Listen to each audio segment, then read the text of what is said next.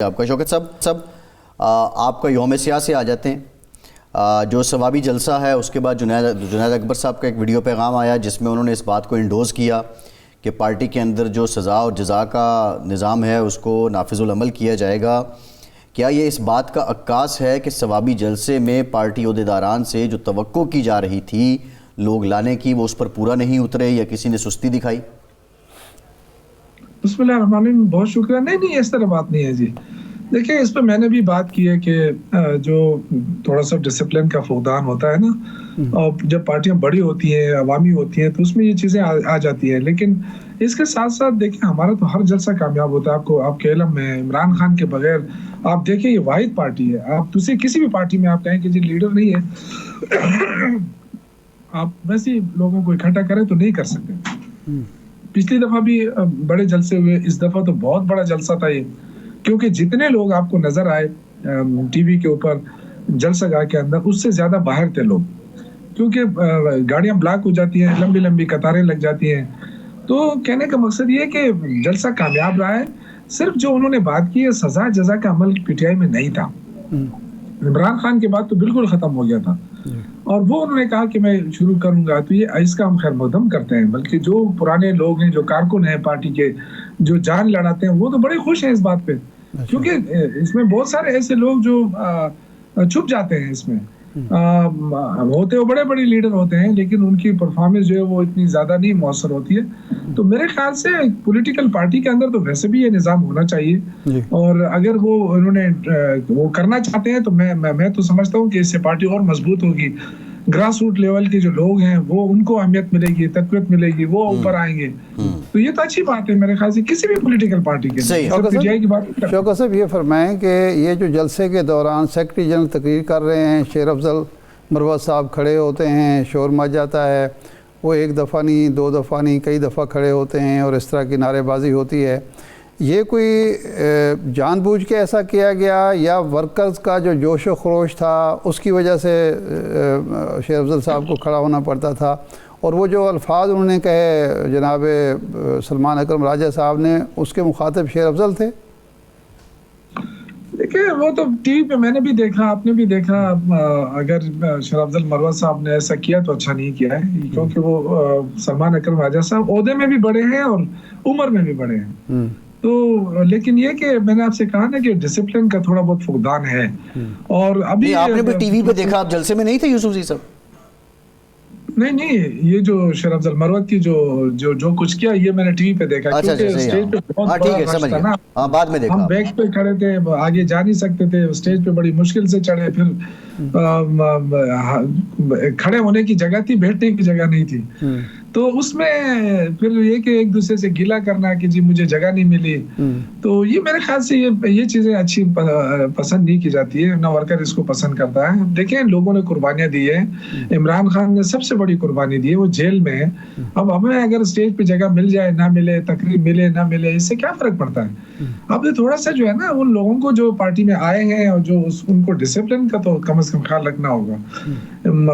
بڑے چھوٹے کی تمیز. لیکن شیر افضل تو یہ کہتے ہیں کہ میں چونکہ بہت زیادہ پاپولر ہوں، یہ پارٹی کے پی میں تو الیکشن ہی میں نے جتوایا ہے، کیونکہ سارے گھر جا کے بیٹھ گئے تھے، میں اس وقت نکلا، زندہ کیا پارٹی کو زندہ کیا. تو اب اس کو تقریر بھی نہ کرنے دی جائے، اس کو بیٹھنے بھی نہ دیا جائے، یہ تو ایک پہلو ہے. دوسرا پہلو یہ ہے کہ جناب علی امین گنڈا پور صاحب ان کی بہت خاطر بدارات کر رہے تھے، ان کے ہاتھ بھی دبا رہے تھے، ان کو تھپکی بھی دے رہے تھے. مائک لے لیا علی امین سے خود. ہاں، تو یہ کیا صورتحال تھی؟ علی امین گنڈا پور صاحب، اس کا مطلب یہ ہے کہ وہ شیر افضل مروت کے ساتھ ہیں اور شیر افضل مروت کو آگے لانا چاہتے ہیں، لیکن باقی دھڑا جو ہے مخالفت کر رہا ہے.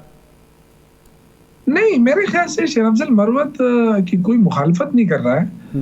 وہ بعضی ان کے بیانات کی وجہ سے ان پہ تنقید ہو جاتی ہے. ویسے شیر افضل مروت بہت اچھا ورکر ہے اور پارٹی کا اثاثہ ہے اس وقت. انہوں نے ان کی واقعی قربانی ہے، لیکن وہ جو کبھی کبھار اپنے اوپر کنٹرول نہیں کر پاتے ہیں نا، وہ ان کو نقصان پہنچا رہا ہے. شیر افضل مروت میرا کلاس فیلو ہے، بڑا اچھی طریقے سے میں ان کو جانتا ہوں، بہت اچھے انسان ہیں. صرف انہوں نے اگر اپنے آپ پہ قابو پا لیا نا، اپنے جو کچھ وہ کہتے ہیں غصے میں آ کے، اور تھوڑا سا برداشت اگر وہ اپنے اندر پیدا کریں، بہت اچھے ورکر ہیں اور پارٹی میں ان کی بڑی اچھی سے ہے. لیکن بعض اوقات ایسا ہوتا ہے نا، دیکھیں ارشاد صاحب مجھے آپ جانتے ہوں گے 96 سے میں عمران خان کے ساتھ ہوں جی اور الحمدللہ آج تک ہوں. اسی طرح بہت سارے لوگ ہوں گے.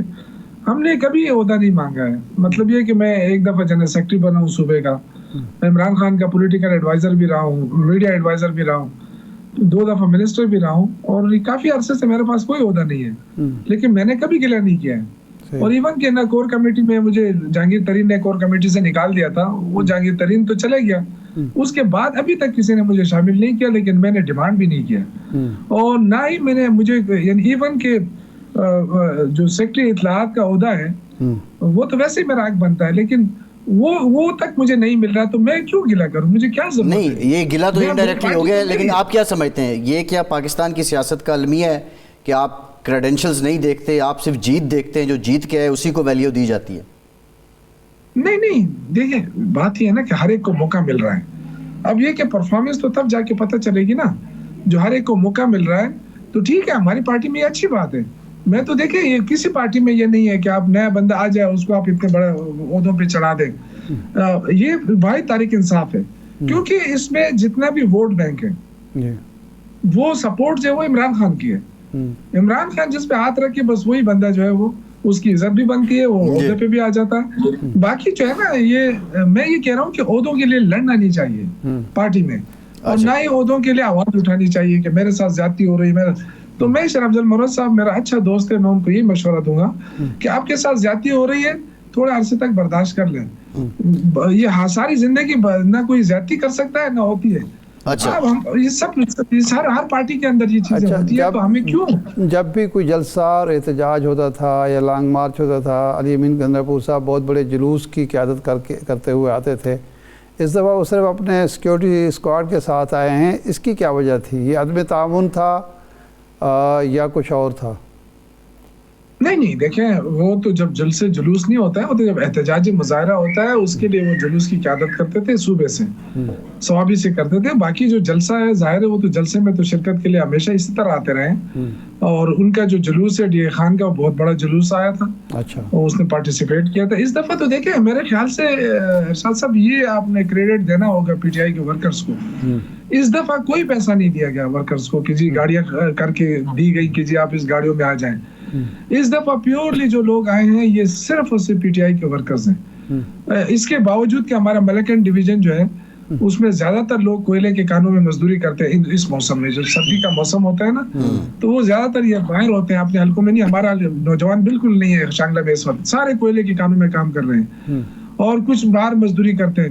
اس کے باوجود لوگ نکلے ہیں اور اپنے خرچے پہ نکلے ہیں. کسی کے پاس چھوٹی گاڑی ہے, بڑی گاڑی ہے, لیکن لائے ہیں اس دفعہ نہ کسی نے کو پیٹرول ڈالا گیا ہے نہ کسی کو گاڑی فراہم کی گئی. اتنے اکثریت میں لوگ آئے ہیں, تو اس کا مطلب ہے کہ یہ پارٹی ہے. جو لوگ کہتے تھے کہ 26 نومبر کے بعد یہ پارٹی نہیں رہی, تو ان کے لیے. لیکن پنجاب, شوکت یوسف زئی صاحب, پنجاب کا جو رسپانس ہے وہ کیوں امپریسو نہیں رہا؟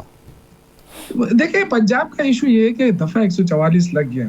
اب دیکھیں ہمیشہ یاد رکھیں کہ لوگ نکلتے ہیں, لیڈر ان کو لیڈ کرتا ہے. اب پنجاب کی جتنی لیڈرشپ ہے, شاہ محمود قریشی صاحب کو دیکھیں, اعجاز چودھری صاحب کو دیکھیں, وہ دوسرے یعنی جتنے بھی لوگ ہیں وہ سارے تو جیل میں. اب وہاں جو لوگ رہتے ہیں ان پہ دفعہ 144 لاکھ جو نکلے تھے, مہربان قریشی نکلے, ان کو گرفتار کر لیا. ایک تو وہاڑی کے لوگ نکلے, ان کو گرفتار کر لیا دوسری جگہوں سے. تو ایک تو فسادیت تو ہے نا پنجاب کے اندر.